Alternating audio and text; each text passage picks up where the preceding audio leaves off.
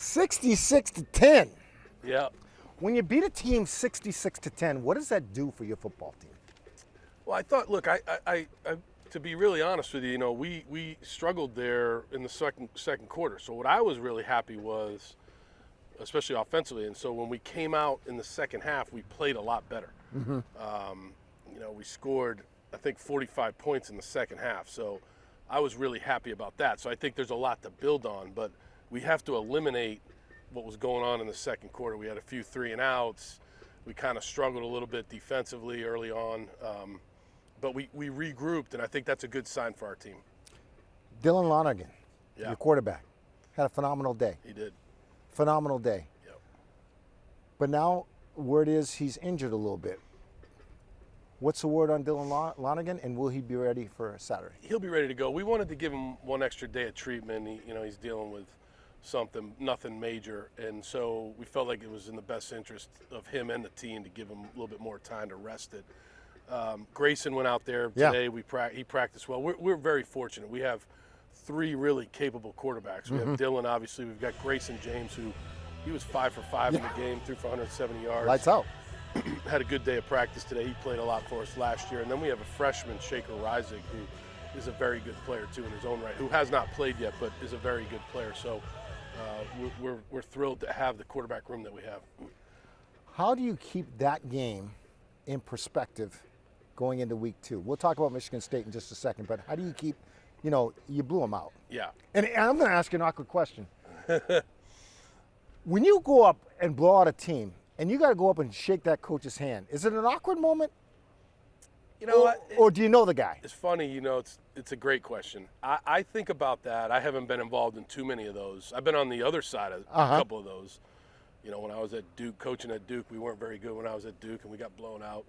Look, I think in the end, after you've been doing it for a long time, and I know Coach Conlon at Fordham has been doing it for a long time, you got to play the game. The game keeps playing. Right. Like, you've got to stop them. They've got to stop you. You've got to move the ball. They've got to move the ball. So I think over the period of a lot of years of coaching, I think both coaches kind of understand. They understand that. Yeah. Because we saw you walking on the field. You got to go shake the coach's hand, Yeah, and you want to be respectful. And I do, and I have good respect for them. I thought that they battled hard, and I think when they get back in the Patriot League, they'll do a really good job. Michigan State, Yeah. Big Ten. You've been there, done that. Yep. You got to go to East Lansing. Yep. What's that going to be like for your football team? And remembering last year, you beat them here. Yeah, very difficult environment. Like you said, we beat them here last year, so they're gonna be out ready to go. We've got to do a great job of handling the noise. We have not. This year's team has not played in an environment like that yet. The travel, it's a night game. Right. We practice in the morning. Most of what we do is in the morning, so we've got to adjust our bodies to that. We have to do a good job of that as a staff, getting them mentally prepared for that. Our guys are excited, though. They're very excited. This is a national TV game. Todd Blackledge doing the game for NBC. You've got Catherine Tappan. She's doing the sideline. So we've got a lot of things to look forward to with them covering this game, and our guys are very excited about it. We mentioned going on the road, but let's go back to Saturday's game and the atmosphere, what it was like here. You wanted a lot from the fans. Did you feel like you got that? And describe that atmosphere as a head coach. I think the students are awesome. I really do. I love the students here. Like when you walk around campus, there's a great vibe. They love the football team. They want to support us. They want us to win. Right, They course. want us to win. And so the students were here in force. They were here early. They stayed through the fourth quarter. After they played Mr. Brightside, they stayed. They stayed a little bit, which is a good sign. Right. I still think we can fill these upper decks. I still think that there's more to do when it comes to filling the stadium here. And I know we're working hard on that. And I think the big thing is putting a good product on the field that people want to come watch play. It's a beautiful place to watch a game. It's in a beautiful part of Boston here in Chestnut Hill. So I think we got to keep winning. If we can keep winning, we'll continue to fill the place. You racked up 66 points. How do you get your run game going? Yeah, the run game was not great. We only averaged a little over two yards a carry. Give Fordham a lot of credit. They moved the front a lot. They did some things that gave us some difficulty. We worked hard on those things today because we feel like Michigan State will do some similar things. They watched it on film. I think our guys had a good day today, but we've got to handle the movement on the line of scrimmage. People aren't just going to line up and let our big guys move them off the ball. They're going to move. They're going to slant and angle and line up in different fronts, and we got to do a better job of that. Do you like the weapons that you have? I do. I really do. I like the backs, Turbo and Jordan. Great names, by the way. Yeah, great names. Turbo. Jordan. Bo McCormick, Massachusetts guy. Yeah. He had a good debut. I like the tight ends, Jeremiah Franklin.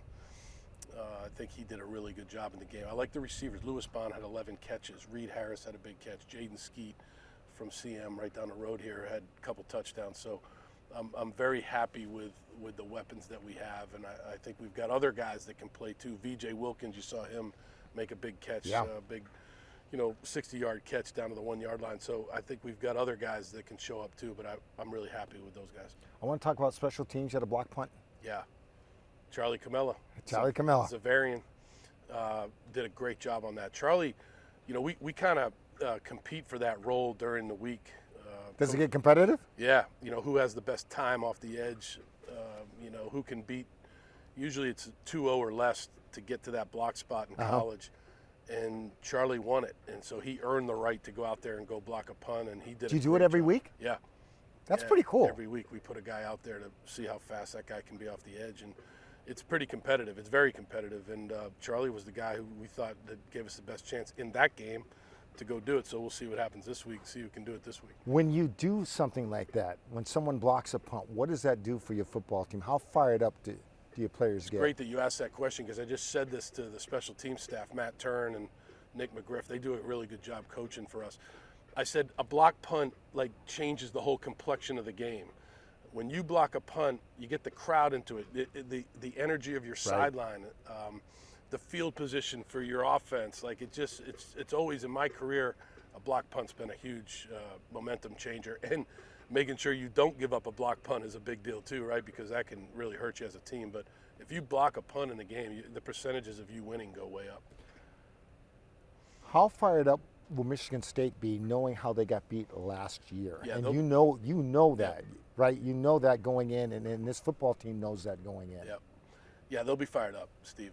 They're a good football team, very well coached in all three phases. Jonathan Smith, the head coach, very successful, came from Oregon State. He played quarterback himself. He's a very cerebral coach, really good coach. They do some great things on defense. They've got a really good quarterback in Childs on offense that is a dangerous player, and they're very good on special teams. So they're very well coached, and we have to match that. We've got to coach as good as them. We've got to execute as good as them, and we got to do it on the road, which is a big challenge. But again, what a great opportunity for us, for BC, to go out there, national TV, 7:30 kickoff. It's a great opportunity. Our guys need to embrace it. I know they're excited about it. You mentioned going on the road. Michigan State, Stanford. Yeah. Then you got to bye. Yeah. Then you got 8 straight games after that. Right. What does that say about your schedule? Do you like it? Do you like having a bye this early in September? Yeah.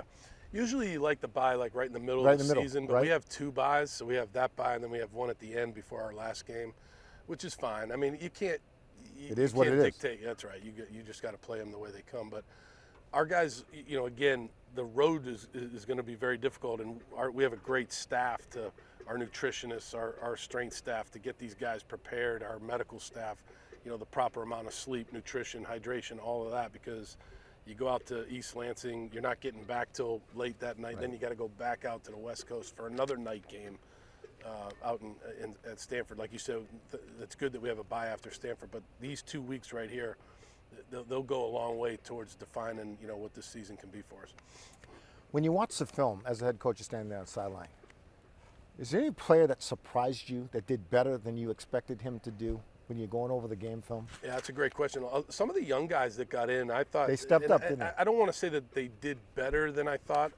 I just thought, for being young, right, that maybe they would, not quite be ready, because it was 66-10 or 59 or whatever. We could get we pretty much emptied the bench. But, there was a guy, Micah Ameti from Brockton, who played at Zavarian, defensive lineman. He had a sack, had a great move on a sack. He did a great job. He got into the game. And so when you're watching that film, you said, whoa. Yeah, he was very active.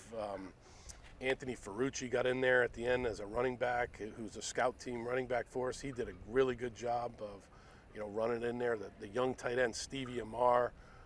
It's important to point out those guys. Yeah, and there were other guys. We had Robert Smith, a freshman offensive lineman. We had, other guys on defense, Griffin Collins and some other guys that got in the game that did a really good job. Israel Oladipupo, who's a defensive end from Indiana, he did a really nice job. Jaden Fry did a really good job on defense when they got in there. So it was good to see. Not that it surprised me, but it was really. We played 14 true freshmen in the game, which was really good.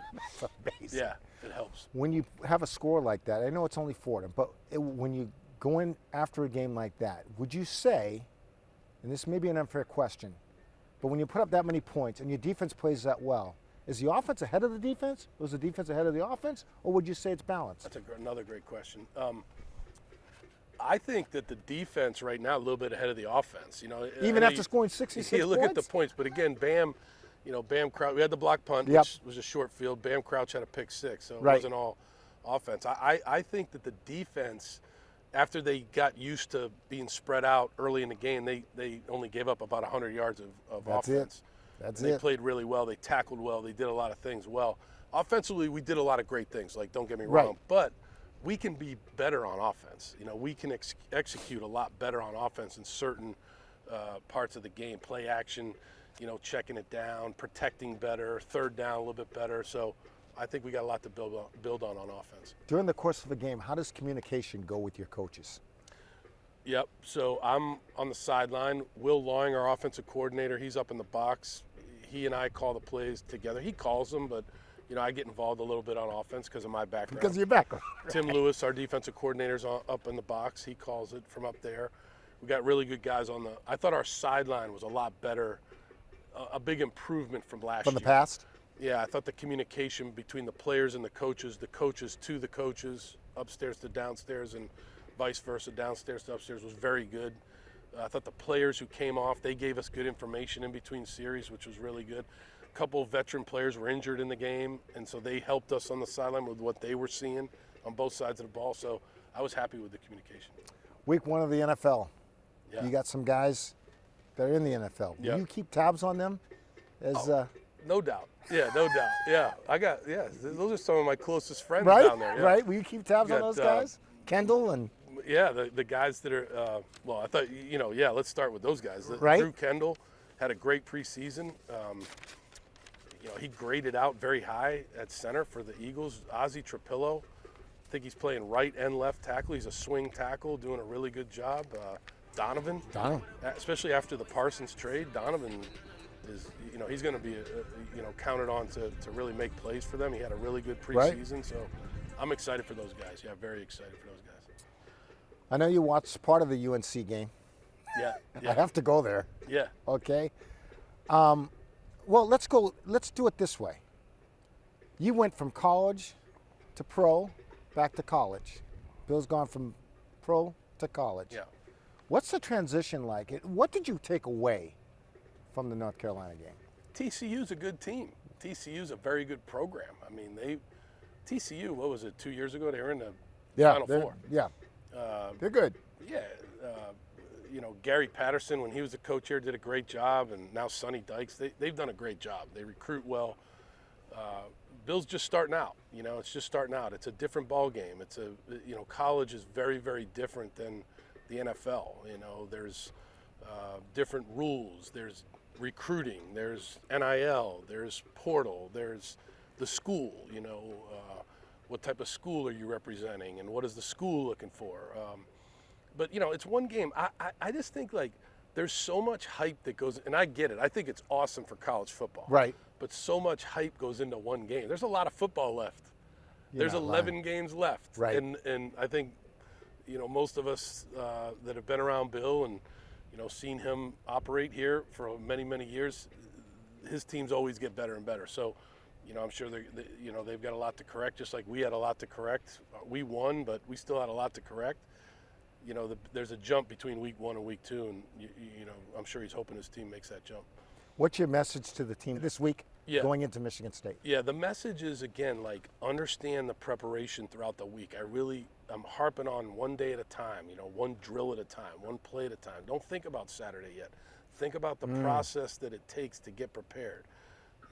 Your body, your mind, obviously the playbook and understanding the game plan. And the game will be here soon enough, but if you try to keep thinking to 7:30 without understanding the preparation that it takes for that moment when the ball's kicked off, that you're at your highest level of understanding what the game plan is and what your role in a game is, then you're not going to be ready. So that's what we're harping on, just one day at a time. You're the best.